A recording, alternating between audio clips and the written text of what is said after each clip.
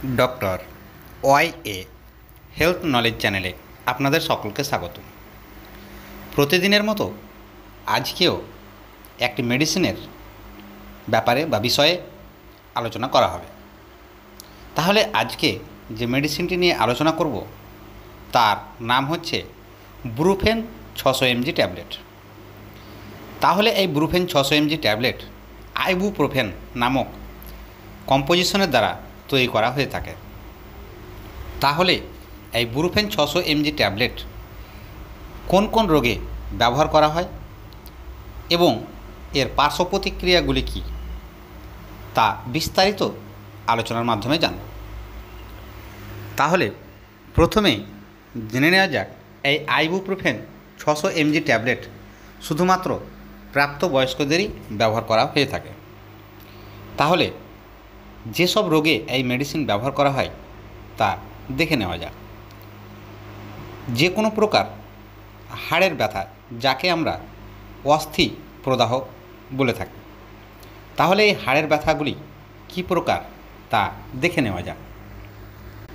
অনেক সময় আমরা দেখে থাকি যে দেহের যেসব জয়েন্টগুলি আছে সেই সব জয়েন্টগুলি অজানা কোনো কারণে হয়তো ব্যথা বা যন্ত্রণা হতে শুরু করে এবং বেশ কিছুদিন ধরে এইভাবে চলতে থাকে।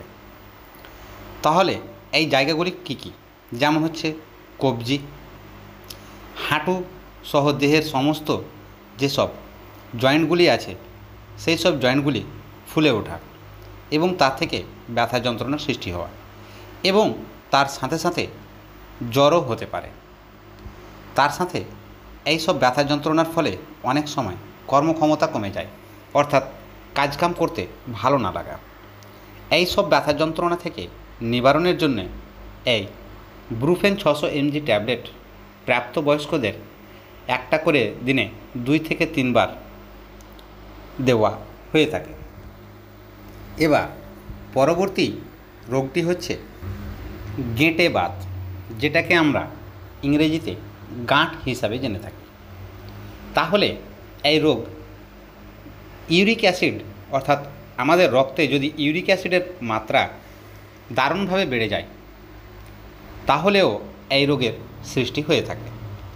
তখন তা থেকে দেহের যে সমস্ত ছোট বড় যেসব জয়েন্টগুলি আছে বা হাড়ের যে জয়েন্টগুলি আছে তা থেকে ব্যথা যন্ত্রণার সৃষ্টি হয়ে থাকে এবং হাত ও পায়ের আঙুলের জয়েন্টগুলি ফুলে থাকে এবং তা থেকে লাল রঙের মতো হয়ে থাকে এবং তা থেকে নড়াচড়া করতে কষ্ট হয়।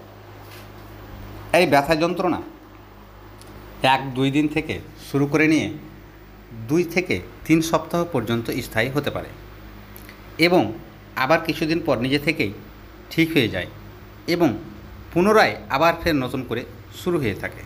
তাহলে এইগুলো হচ্ছে গেঁটে বাত অর্থাৎ গাঁট রোগের লক্ষণ। এইভাবে বেশ কিছুদিন চলতে চলতে এটি দীর্ঘস্থায়ী হয়ে থাকে এবং তা থেকে ধীরে ধীরে জ্বর, যন্ত্রণা, হাত পা ঝিনঝিন করা প্রভৃতি এইসব সমস্যাগুলি লক্ষ্য করা হয়ে থাকে। তখন এই মেডিসিন অর্থাৎ ব্রুফেন 600 mg ট্যাবলেট ব্যবহার করা হয়ে থাকে।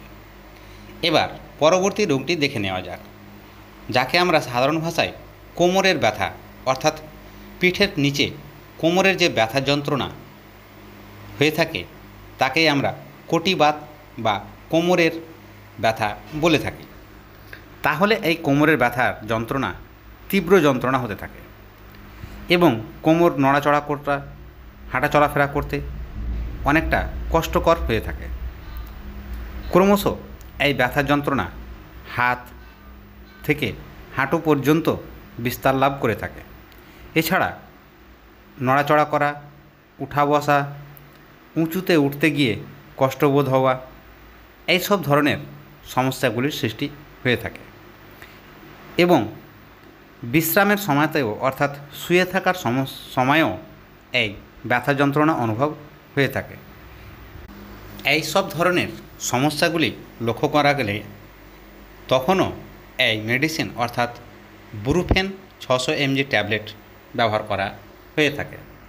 এখানে একটা কথা বলা প্রয়োজন যে হাড়ের অর্থাৎ অস্থির যে কোনো ধরনের ব্যথা যন্ত্রণাই হোক না কেন এই মেডিসিন অর্থাৎ আইবুপ্রোফেন 600 mg বা যার বাজার নাম হচ্ছে ব্রুফেন 600 ট্যাবলেট ব্যবহার করা হয়ে থাকে।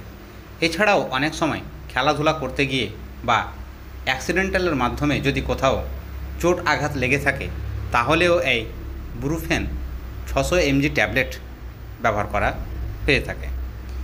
এছাড়া দাঁতের ইনফেকশন অর্থাৎ যে কোনো প্রকার দাঁতের ইনফেকশনই হোক না কেন এবং তা থেকে যদি কোনো প্রকার বা অসহ্য ব্যথা যন্ত্রণার সৃষ্টি হয়ে থাকে তাহলেও এই ব্রুফেন 600 mg ট্যাবলেট দিনে 2 থেকে 3 বার একজন প্রাপ্তবয়স্ক লোককে দেওয়া হয়ে থাকে।